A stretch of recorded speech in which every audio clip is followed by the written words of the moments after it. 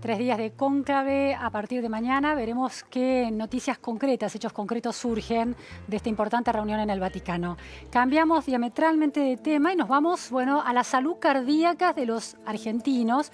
Estamos con el hombre, el especialista que puede hablar de eso, Daniel López Rossetti, que es un cardiólogo experto muy reconocido, jefe del Servicio de Medicina del Estrés del Hospital de San Isidro. Muchísimas gracias, Daniel, por estar aquí. No, gracias por la invitación, Luciana.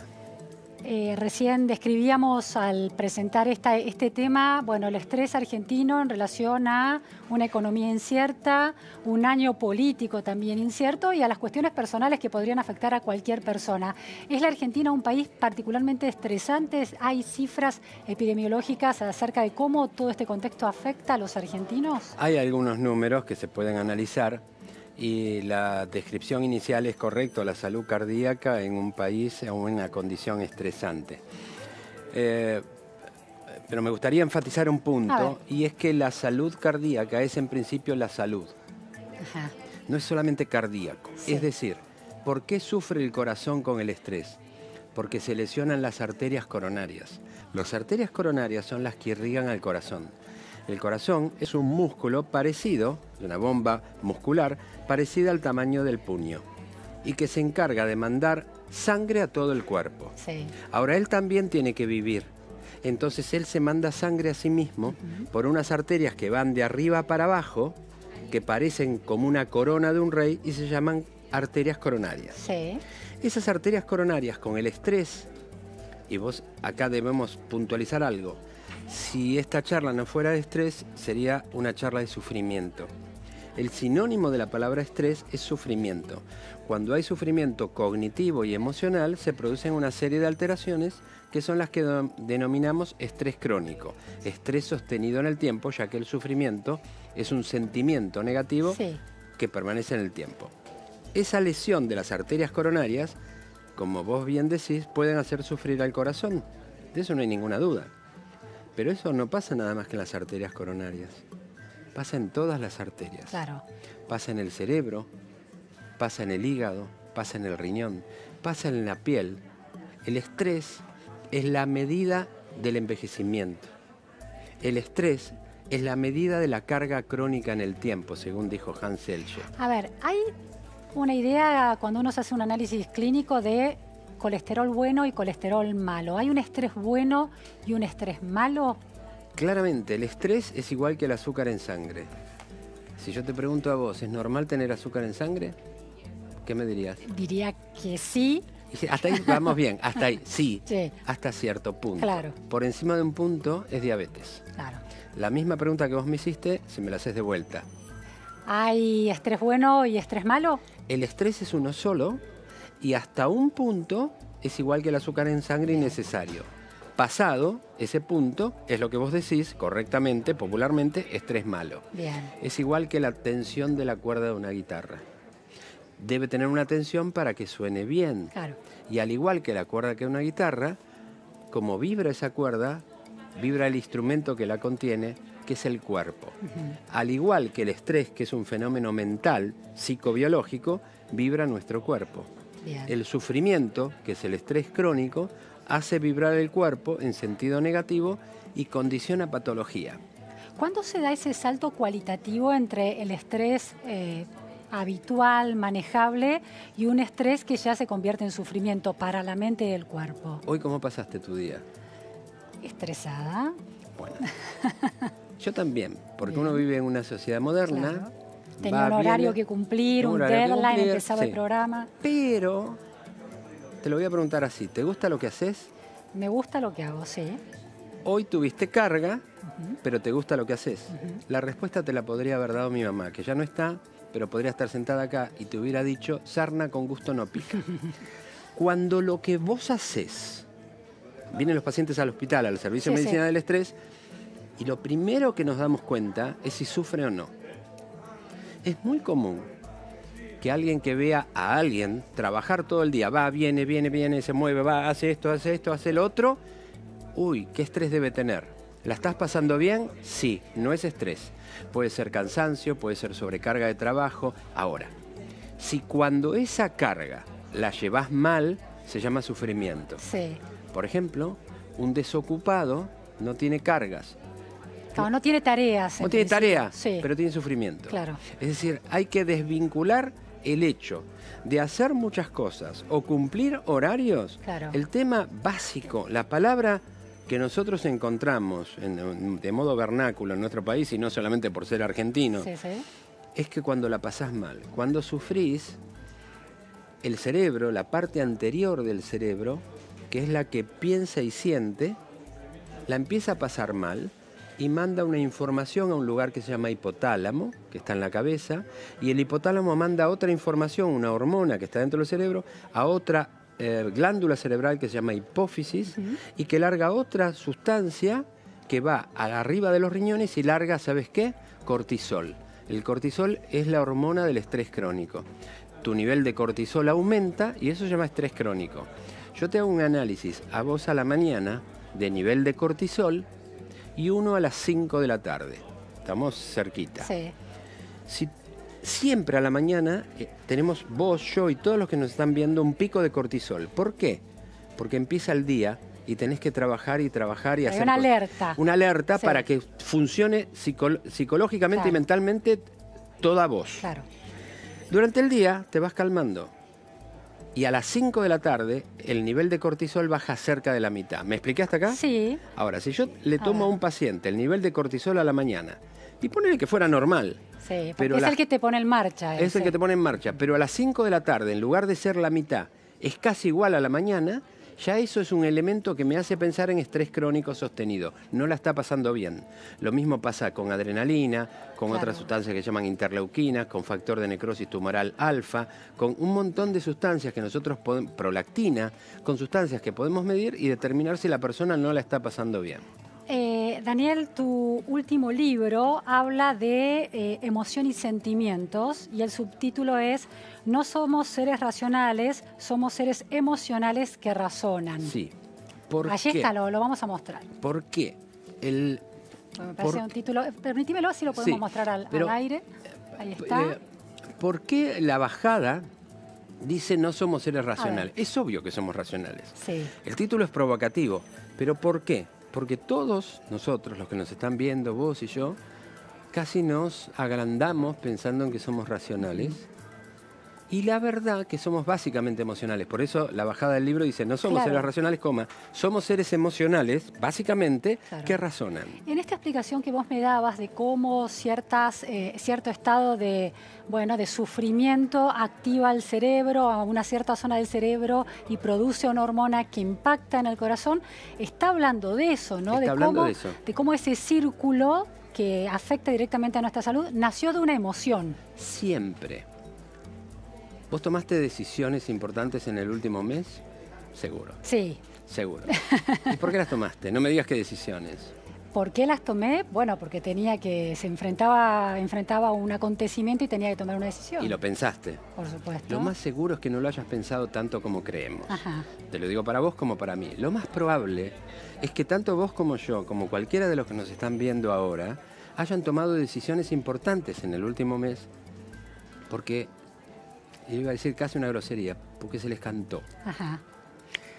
Porque primero es la emoción. La metáfora, y créeme que lo podemos charlar, es que el corazón decide y el pensamiento justifica. Ah, muy interesante. ¿Vos crees eso. que el próximo voto de la mayoría de los argentinos en las elecciones de este año va a ser racional?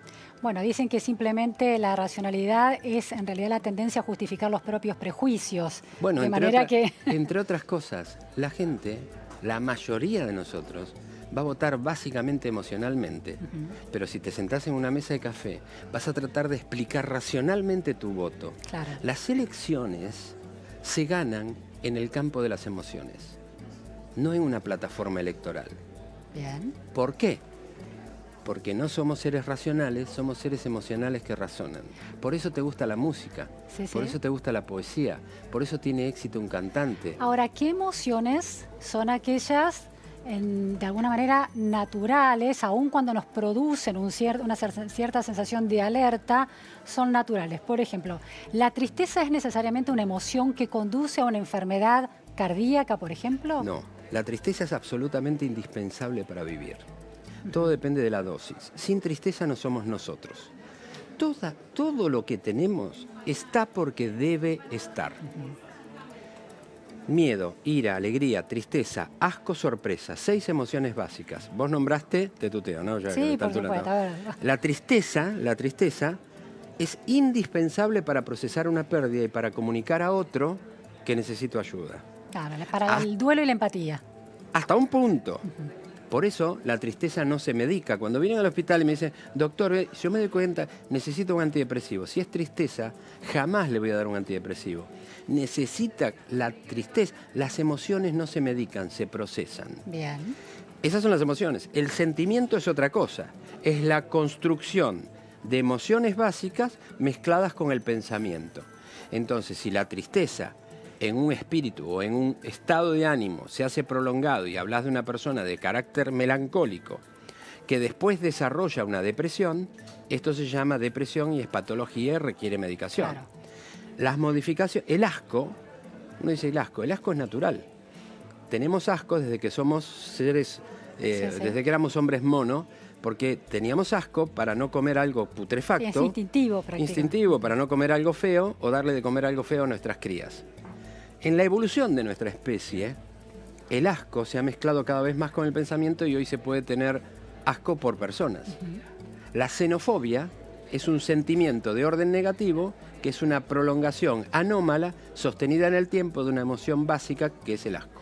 Daniel, ¿podríamos decir que de ese conjunto de emociones que son naturales al ser humano, hay algunas que cuando pasan un momento crítico pueden afectar al corazón y esa es la tristeza cuando se convierte en sufrimiento o la pena amorosa? ¿El amor puede producir enfermedades cardíacas?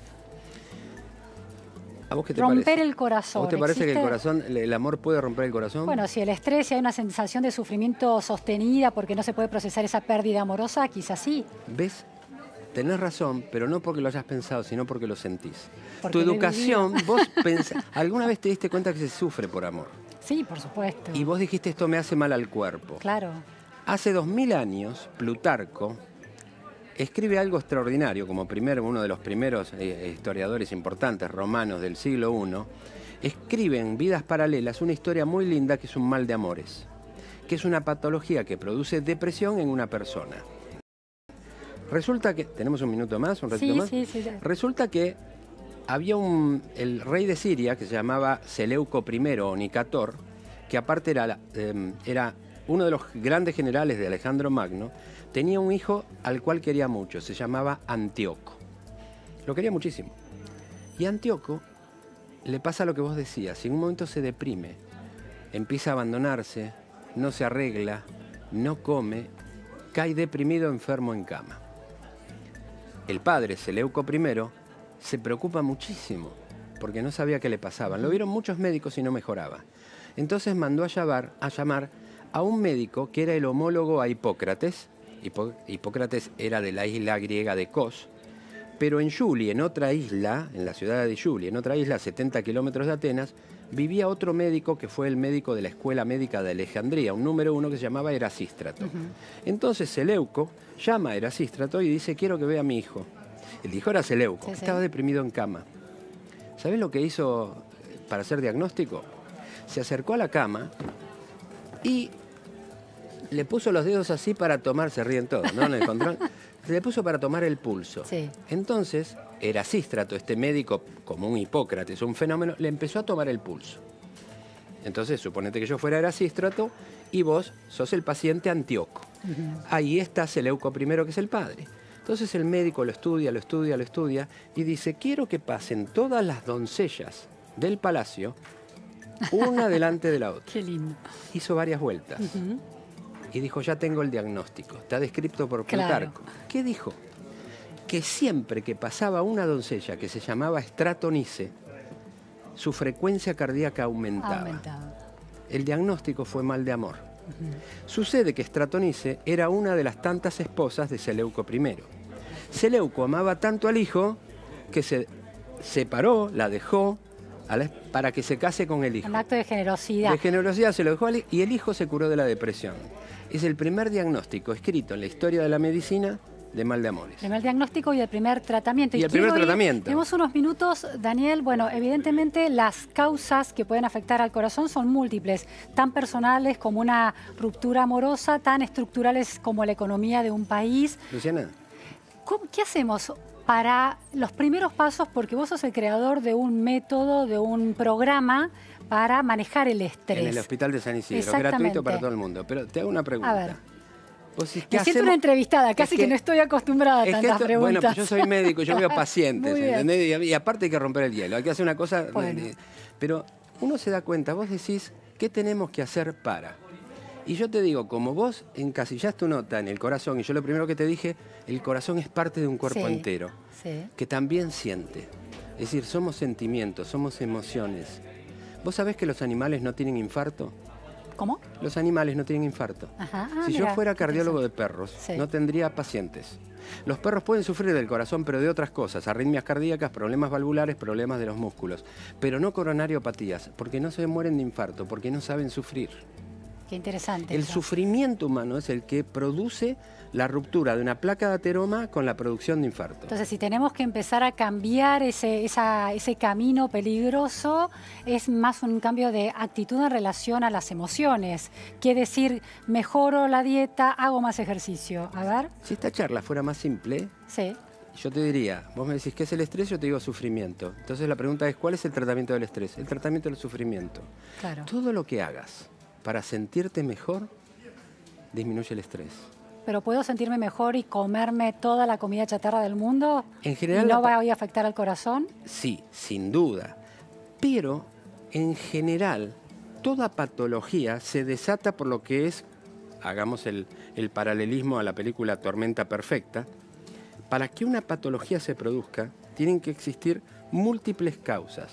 Nada es monocausal. Claro. Entonces, no alcanza solo con aterosclerosis. Los animales tienen aterosclerosis, pero no tienen infarto, porque no tienen sufrimiento. No es nada más que la obesidad. La obesidad es negativo, el colesterol es negativo, pero después está la chispa que hace que eso dispare. Genéticamente es importante, sí, pero la genética no es condena. La genética es un condicionamiento. Después son las condiciones de vida las que pueden desatar una condición genética. Bueno, la verdad es que esta charla da para muchísimo más, así que, Daniel, si te parece, vamos a programar otra entrevista para ir a ver cómo cambiamos los hábitos tan globalmente como indicas que tenemos que hacer. Pero en principio, aunque me